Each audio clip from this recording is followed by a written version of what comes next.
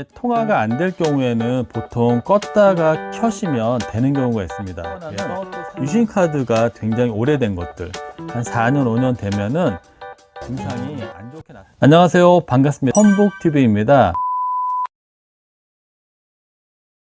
스마트폰 사용하다 보면은 안 좋은 경험도 있는데요. 그 중에 대표적인 건 자주 통화가 끊어지는 겁니다. 수신, 발신 불량으로서 통화 중에 혼자만 계속 말하고 있고 보면은 전화가 끊어진 경우입니다. 그때는 좀 황당하기도 하고 짜증도 많이 나는데요. 이런 경우가 자주 난다거나 또 하나는 휴대폰을 보시게 되면 요 위에 동그라미에 사선 모양이 생길 때가 있습니다. 이때에는 통화가 안 되는 경우거든요. 창을 내려보시면 긴급 전화만 사용 가능이라는 멘트가 떠서 말 그대로 긴급만 되는 경우입니다. 전화가 되지 않고 문자도 보낼 수 없고 와이파이 인터넷이 연결되면 인터넷은 쓸 수 있는 상황, 이런 경우에는 전화가 안 되는 경우거든요. 또 하나는 배터리 소모가 갑자기 많아져서 금방금방 배터리가 주는 경우입니다. 그럴 때에도 좀 난감한데요.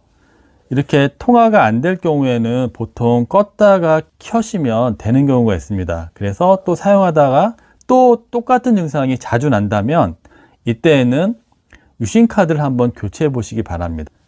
예를 들어서 마이크로 유심하고 나노 유심이 있는데요. 보통 최신 폰들은 요 나노 유심이 들어갑니다.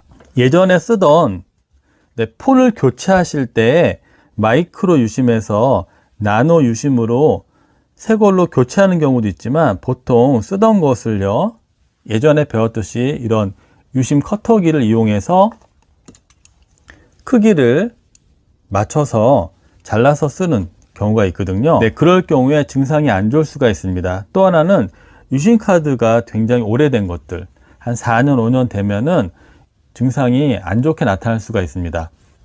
여기서 요 유심이라는 게 어떤 거냐면 사전을 찾아보니까 마음은 만물의 본체로서 오직 단 하나의 실제라는 화엄경의 중심 사상이 아니라 휴대폰에서의 유심은요, 유니버셜 서비스크라이버 아이덴티티 모듈의 약조로서 무선 통신 회선 가입자들의 식별 정보가 들어있는 카드입니다. 일명 모바일용 신분증이라고 할 수가 있거든요.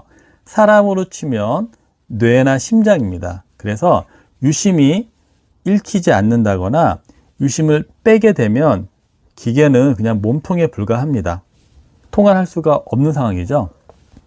이 유심의 기능으로서는요, 교통카드도 사용할 수가 있고요, 또 신용카드도 인식이 돼서 사용할 수가 있고, 여기 안에다가 주소록도 저장을 할 수가 있습니다. 네, 유심도 아까 얘기했듯이 소모품입니다. 그래서 커팅을 한다거나 아니면 4, 5년 길게 쓰게 되면은 이상 증상이 나타날 수가 있습니다.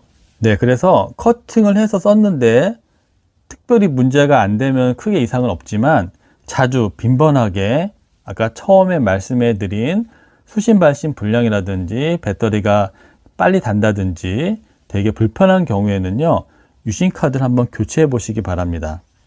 유심카드를 교체했는데도 그런 증상이 난다면 그때는 폰에 문제가 있기 때문에 AS센터를 방문하셔가지고 폰 점검을 한번 해보시기 바랍니다.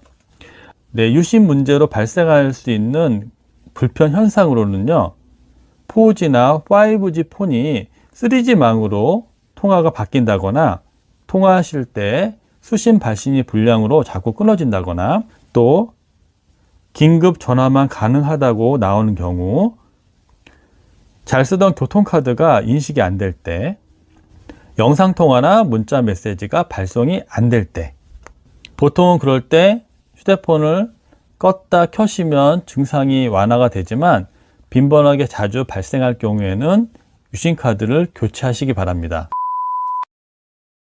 네, 정리해드리면요, 오늘은 SK 고객센터에서 온 문자 구형 및 커팅 유심 교체 안내에 대해서 살펴봤습니다. 네, 사용하시다가 여러 가지 안 좋은 증상이 나타나게 되면 기계 문제일 수가 있고 유심 문제일 수가 있습니다. 그래서 먼저 기계를 점검하시고 이상이 없다면 유심카드를 교체하는 방법도 좋고요. 본인 유심이 커팅 유심이라든지 아니면 좀 사용한 지가 오래된 유심, 4년, 5년 된 유심이라면 유심 카드를 먼저 교체해 보시고 그래도 문제가 있다면 그때 기계 점검을 받아 보시기를 바랍니다. 오늘도 시청해 주셔서